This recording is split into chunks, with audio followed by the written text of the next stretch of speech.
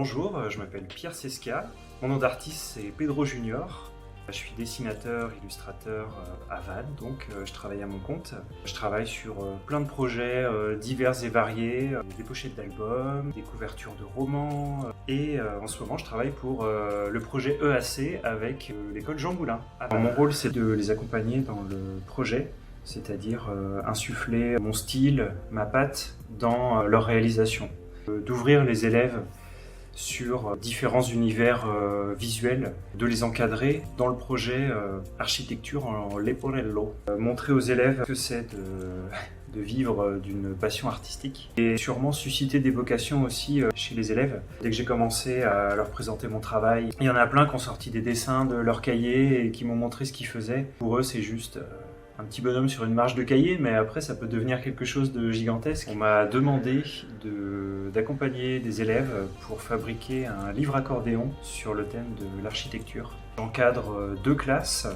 Le projet est le même pour les 2 classes, mais au fur et à mesure qu'on avance dans les cours, les projets prennent des directions un petit peu différentes. Pour le premier cours, je suis venu à la rencontre des élèves en classe. J'ai ramené mon carton à dessin, et mon écran aussi, parce que j'ai beaucoup de dessins qui sont digitaux maintenant. On a échangé, ils m'ont montré également ce que eux ils faisaient, ce que eux ils aimaient, quelles étaient un petit peu leurs références.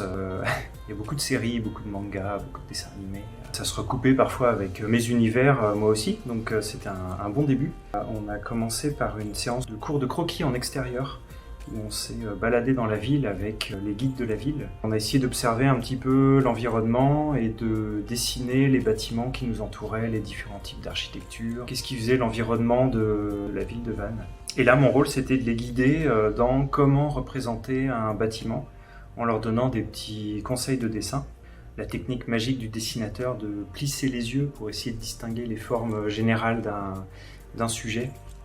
Et ça, c'était la première étape. Les prochaines étapes du travail, c'est d'intervenir en cours, où là, on rentre dans le vif du sujet, c'est-à-dire on va fabriquer les bâtiments. Dans un premier temps, dans du papier découpé, du papier de couleur, qu'on va assembler, coller, découper, scotcher. Et ensuite, on va venir rajouter tous les détails des bâtiments, à savoir les fenêtres, les pans de bois, les lampadaires, tout ce qu'on a observé finalement. La dernière étape, moi, c'est ma petite touche, c'est de rajouter une pointe de phosphorescent, parce que je fais des illustrations phosphorescentes, papier découpé qui brille dans le noir. Comme ça sera une ville qui se verra aussi bien de jour que de nuit. Vous venez bien imbiber le pinceau comme ça. Tout là, je peux bien étaler pour que ça soit bien homogène.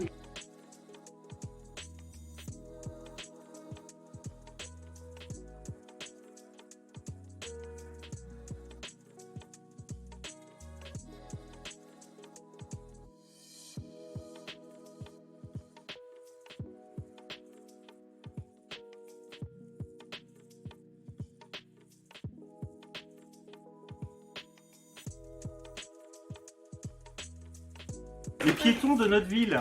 Il me faut un crayon avec du presse. Tu peux me donner un Comment? Oui. Tous ces personnages là. En même temps, à côté de tout ça, il faudra aussi faire le mobilier urbain. On en a parlé tout à l'heure. La Verbère, vent, buissons, les arbres, la statue du chevalier, les lions.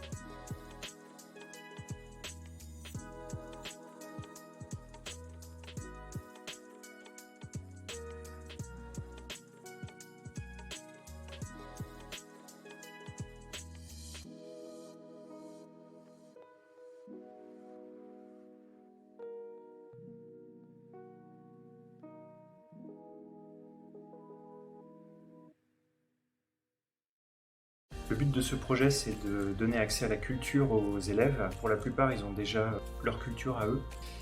Le but, c'est de les ouvrir plus largement sur tout ce qui existe. Et ça passe par par nous, les artistes, les illustrateurs. Aussi, le plus important, je pense, c'est de savoir travailler en groupe, que chaque élève soit à l'écoute de chacun, de pouvoir mener un projet à bien ensemble, dans de bonnes conditions, enfin, un projet artistique en tout cas.